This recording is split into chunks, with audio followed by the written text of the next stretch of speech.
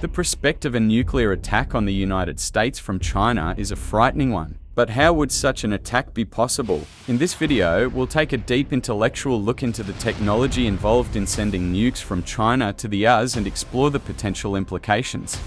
First, let's consider the delivery system. There are three primary options for delivering nuclear weapons: ballistic missiles, cruise missiles, and aircraft. Of these, ballistic missiles are by far the most effective. They can travel faster than any other option and can reach their targets accurately.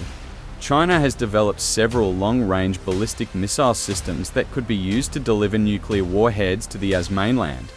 These include the Dongfeng 41 intercontinental ballistic missile, which is capable of carrying up to 10 independently targetable warheads, the Dongfeng 5A, which has a range of more than 8,000 miles, and the JL-2 submarine-launched ballistic missile, which has a range of 4,500 miles.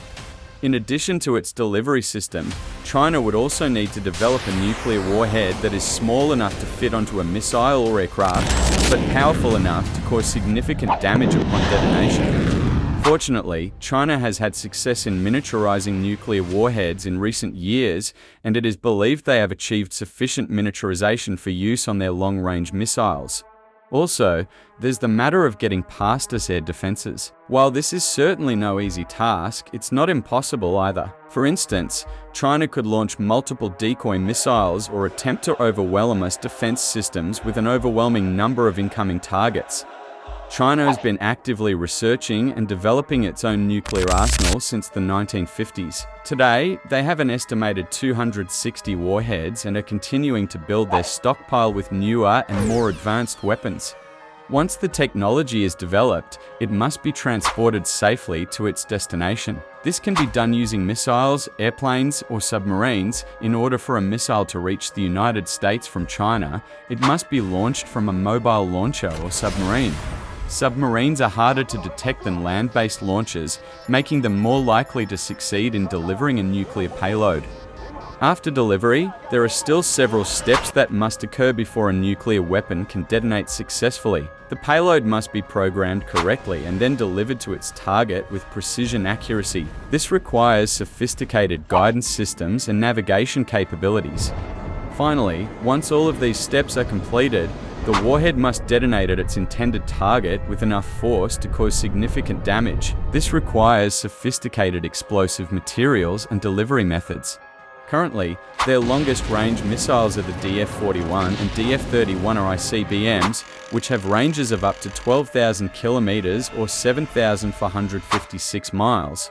In addition to range, accuracy is essential for a successful nuclear strike against a specific target. To ensure accuracy, China needs advanced guidance systems and targeting technology, as well as sophisticated radar systems to detect potential targets.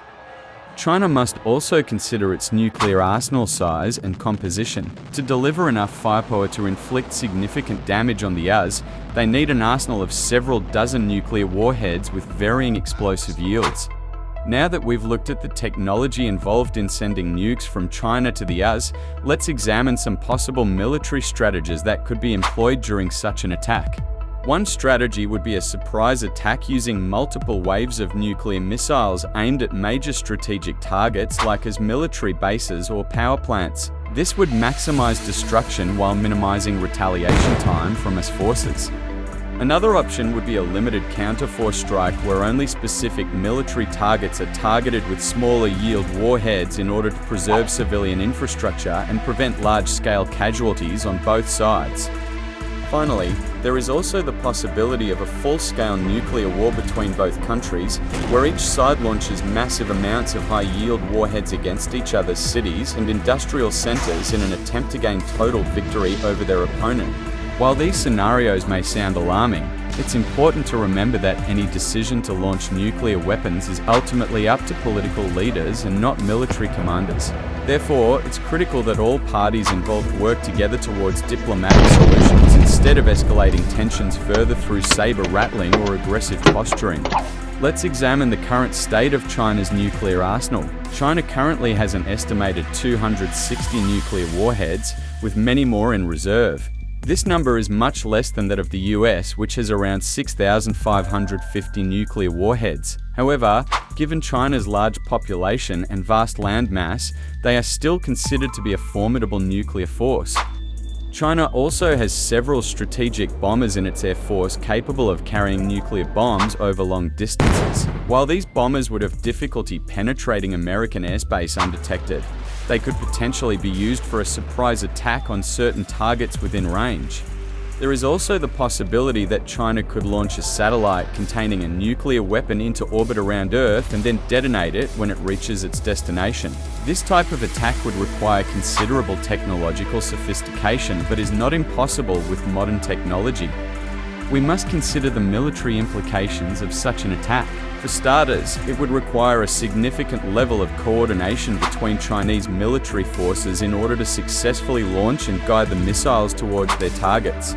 This requires careful planning and execution, as well as access to sophisticated intelligence gathering capabilities in order to accurately determine where the missiles should be aimed. Furthermore, any successful attack would likely trigger a response from the United States that could result in severe consequences for China.